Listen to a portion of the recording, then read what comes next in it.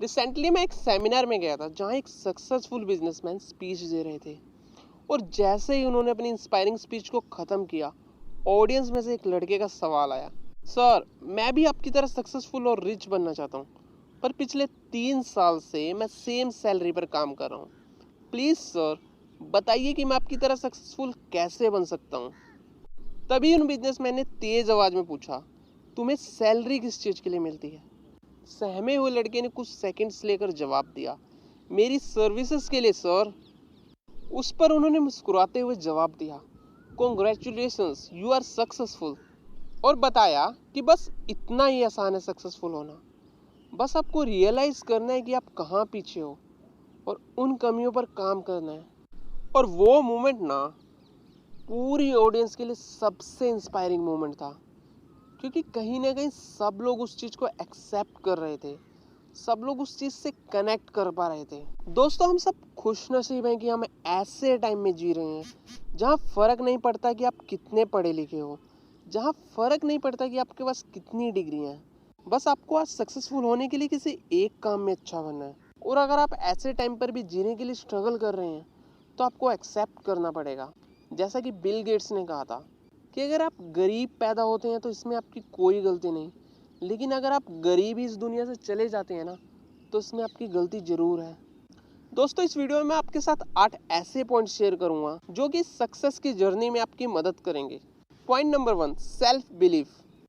एक बार एक राजा ने अपना सलाहकार अपॉइंट करने के लिए 3 उम्मीदवारों को बुलाया।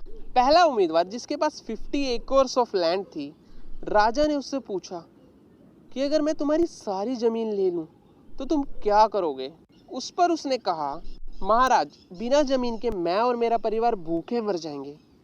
दूसरा उम्मीदवार, जो कि एक व्यापारी था जिसके पास 3 पानी के जहाज थे, जब राजा ने उससे सेम सवाल पूछा ना, तो उसने कहा कि महाराज जहाजों के बिना मेरे पास कमाई का कोई और जरिया ही नहीं। लेकिन वो तीसरा उम्मीदवार, जो कि एक चरवाहा था जिसके पास 500 भेड़ें थी, और जब राजा ने ये सवाल उससे पूछा तो उसने जवाब दिया, महाराज आप राजा हैं, यदि आप ऐसा करना चाहें तो आपको रोकना मेरे हाथ में नहीं। इसलिए इस बारे में ना सोचकर मैं उन बातों पर ध्यान दूंगा जो मेरे हाथ में है। और यदि आप मेरी भेड़ें ले भी लेते हैं तो मुझे यकीन है मैं अपनी मेहनत से दोबारा कुछ ना कुछ करके अपने परिवार का पेट जरूर से पाल लूँगा। और राजा उसे तुरंत सेलेक्ट कर लेते हैं। देखो, ये चीज़ हार्श है, लेकिन यही दुनिया का रूल है। जब तक आप खुद पर बिलीव नहीं करेंगे ना, या कोई दूसरा आप पर बिलीव नहीं करने वाला। Point number 2, givers attitude. अच्छा, एक स्टोरी सुनाता हूँ। एक जंगल में कुछ आदिवासी रहते थे जिनका ना एक लीडर होता है जो कि उन सब का ध्यान रखता है, उनकी हर प्रॉब्लम्स को सॉल्व करता है। एक बार वहाँ पर एक वायरस फैल जाता है, पर जब भी कोई आदिवासी उस वायरस से इन्फेक्ट होता ना, उनका लीडर उन्हें हॉस्पिटल लेके जाता, उनका इलाज करवाता, जो कि वहाँ से 20 किलोमीटर दूर एक शहर में था। क्योंकि वो उन सब का लीडर था, इसलिए वो उन सबको अपनी रिस्पॉन्सिबिलिटी समझता था। पर एक दिन जब वो खुद इस वायरस से इन्फेक्ट होता है, उसे हॉस्पिटल ले जाने के लिए वहाँ पर कोई भी नहीं आता, क्योंकि सबको कहीं ना कहीं ये लगता था कि अगर कोई भी वायरस से इन्फेक्ट होगा तो हमारा लीडर उसे बचा लेगा। और ये बात उनके लीडर को भी पता थी, इसलिए वो उठा, उसने हिम्मत की और वो खुद ही हॉस्पिटल गया, जो कि वहाँ से 20 किलोमीटर दूर था। अब कुछ लोगों को ये बात बुरी भी लगेगी कि वो सबकी हेल्प करता था, लेकिन उसकी हेल्प करने के लिए कोई भी नहीं आया। लेकिन सक्सेसफुल लोग गिवर्स एटीट्यूड को फॉलो करते हैं। वो दूसरों के लिए चीज़ें करते हैं, जिससे ना सिर्फ उन्हें अच्छा फील होता है, बल्कि उनके लोगों के साथ रिलेशनशिप्स भी इम्प्रूव होते हैं और लोग उन्हें पसंद भी करते हैं। लेकिन वो बदले में किसी से कुछ भी एक्सपेक्ट नहीं करते, और यही चीज़ उन्हें बहुत ज़्यादा स्ट्रॉन्ग बनाती है। Point number 3, reading books. Ancient Dutch philosopher Desiderius Erasmus, जो कि एक ग्रेट ह्यूमनिस्ट थे, वो कहते हैं, when I have a little money I buy books, and if I have any left I buy food and clothes.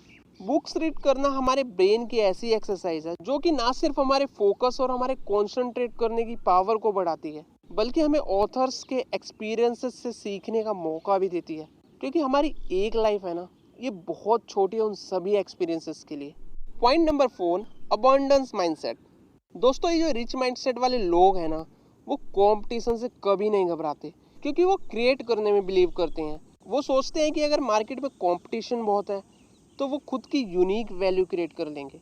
अगर उन्हें अपने लिए राइट करियर नहीं मिल रहा तो अपने लिए नया करियर ऑप्शन बना लेंगे। उन्हें लगता है कि इस दुनिया में हर किसी के लिए भर भर के अपॉर्चुनिटीज अवेलेबल हैं, और यही माइंडसेट है ना, कई बार उनके सक्सेसफुल होने की वजह भी बनता है। दोस्तों, बाकी के 4 पॉइंट्स हमने नेक्स्ट वीडियो में एक्सप्लेन किए हैं, जिसे आप आई बटन पर क्लिक करके या हमारे चैनल पर विजिट करके देख सकते हैं।